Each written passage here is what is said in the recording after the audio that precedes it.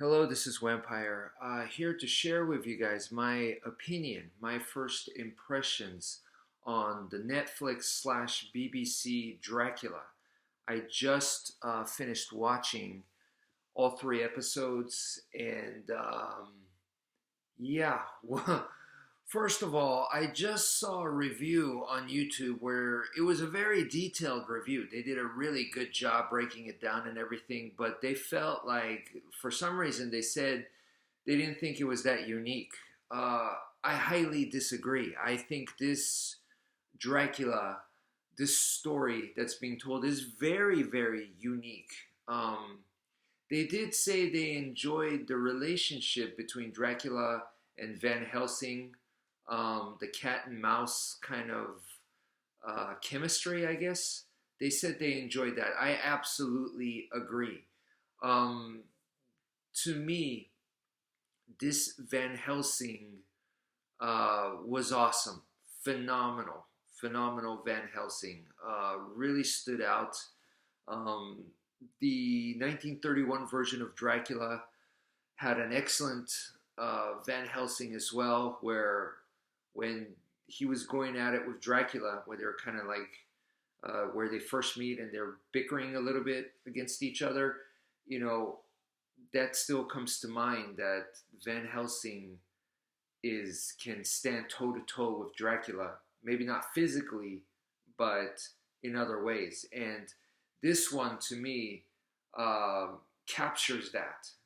It's a completely different Van Helsing, but it captures that very, very well. So I really like that, to show a strong Van Helsing. What was it, 1992? Is that what it was? Bram Stoker's Dracula from Francis Ford. I really like that Dracula. That's a very, very special one with Gary Oldman and everything. That Van Helsing was played by Anthony Hopkins, who Winona Ryder wanted, because did she buy the script or something like that? And so she was tied to the project. The project happened because of her, pretty much. And she was like, I want him in there, because he was hot off of Silence of the Lambs. So, wow, right?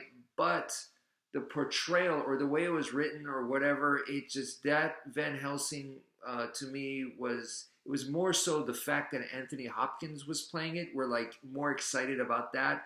But the actual, I wouldn't blame him, but, and I don't want to necessarily blame the director.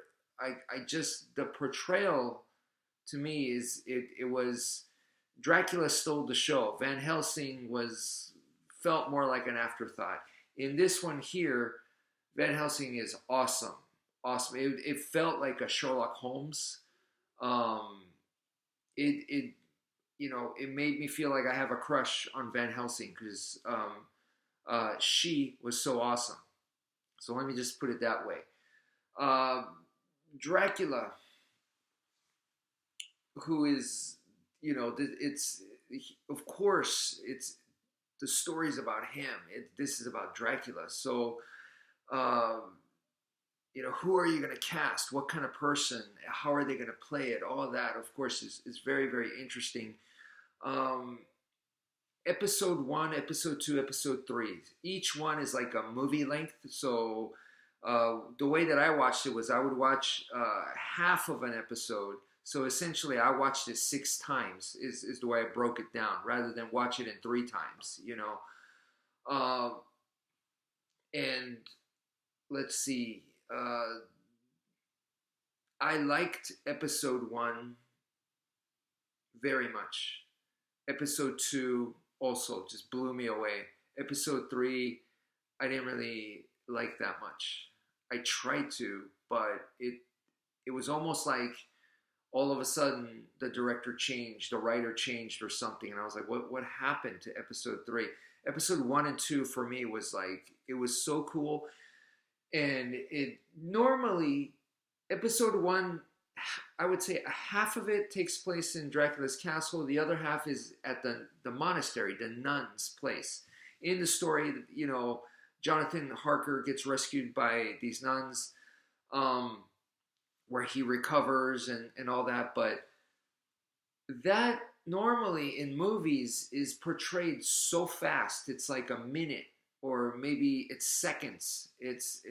But this, they spent a lot of time there, which I thought was great because it's refreshing. It's still part of the story. It still was in the original story, still kind of feels true.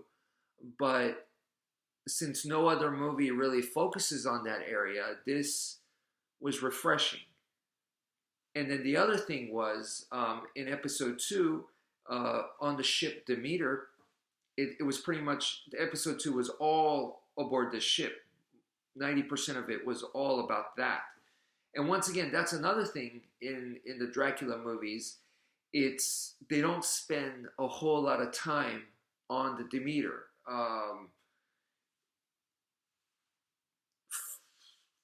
5 minutes, 10 minutes tops. You know, it's usually not super lengthy. And so in this one, I mean, you're getting, you know, easily over an hour. You know, oh, probably yeah, way over an hour.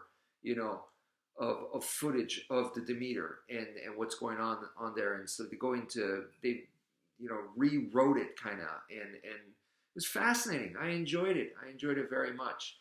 The whole idea of the blood, you drink the blood and the blood gives you information or gives Dracula information and stuff like that. When you become a vampire, you're pretty much just a zombie, but Dracula somehow, it was exceptional. He was able to beat that and not be a zombie. So, you know, there are no other vampires really. They do kind of show, but they're more zombies. You know what I mean? And uh, so they portray. That's all to me unique. Unique. You know, maybe not 100% unique, but fairly unique ideas. Definitely getting information out from the blood. I can't think of another Dracula movie off the top of my head. Um, and yeah, the Dracula himself, uh, the actor they chose in episode or the yeah, episode one, episode two felt almost very devilish, very charming, very devilish, kind of like what what was that with Jack Nicholson where he plays the devil, um, Witches of Eastwick. It was almost like that, almost. I mean, looks is different and everything, but like the devil, you know, he's very very charming, charismatic. He talks a lot, so he's not like the monster Dracula. He's more the very human, very lively. You know, the way I would say it reminded me a lot of a perverted James Bond. Is the way that I wanna say that this Dracula made me think that he was a evil, perverted James Bond like that. Um, so it reminded me closer to Christopher Lee's Hammer film Dracula. To me, it was closer to that kind of Dracula than the super suave, mysterious, um, or just a vampire monster. You know, uh, and the Christopher Lee Dracula, when this Dracula would come to bite, the eyes would become red. You see the fangs, and he had the fingernails and everything. So in that sense, it kind of really reminded me of the Christopher Lee Dracula because when he came to bit, you saw those kinds of effects being used, similar effects, uh, special effects, makeup kind of stuff. So it even though those actors don't look alike, it kind of reminded me of that. But um, I also kind of had shades of like what you call it? Who's that? The James Bond actor Pierce Brosnan, like an evil, devilish version of that. He made me think of that a lot. Uh, so for the Christopher Lee Dracula, almost like if you've seen Man with the Golden Gun, he plays the a nemesis of James Bond. Actually, throughout the movie, uh, he's always steps ahead of James Bond. He pretty much like most of the movie, you're like, wow, he's just a better James Bond. He's a better assassin. He's a better planner. He's a better strategist, better at everything than James Bond is. But at the very end, he gets defeated, kind of thing, of course. And he's obviously crazy and evil. But other than that, he was just like another James Bond, but twisted. That Christopher Lee, that is kind of almost like this Dracula to me in many ways, you know. But it wasn't so much that this Dracula was like perfect strategist.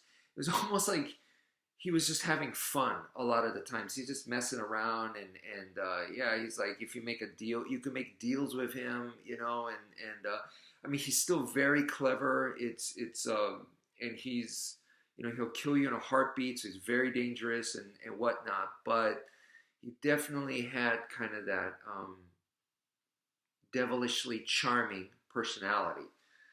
Uh, so overall, I enjoyed this Dracula very much so.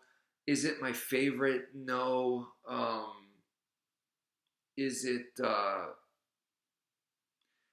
episode 3 kind of brought it down for me? You know, the way episode 1 and 2 is going, I was almost hoping, like for episode 3, we would see another area of Dracula, maybe the train stuff, you know, where they're in the Carpathian Mountains and aboard the train. So maybe most of it would take place on the train or something like that, you know. Something that normally they don't spend a whole lot of time on. I was hoping to see something like that rather than go back to the castle and fight there and the typical, you know, ending and stuff like that. I kind of wanted to see something different, like they had been doing. Episode 1 and episode 2 were different, but still felt like it stayed very true to the novel in some ways, but they really drastically changed it in other ways. So I don't know if that makes sense. That sounds super contradictory, but I did enjoy it. I do recommend it. Yeah, just don't go in expecting like the Gary Oldman Dracula, which I did enjoy. Don't go in expecting Bela Lugosi Dracula. Just, you know, have a open book and enjoy all of their performances. I thought it was great.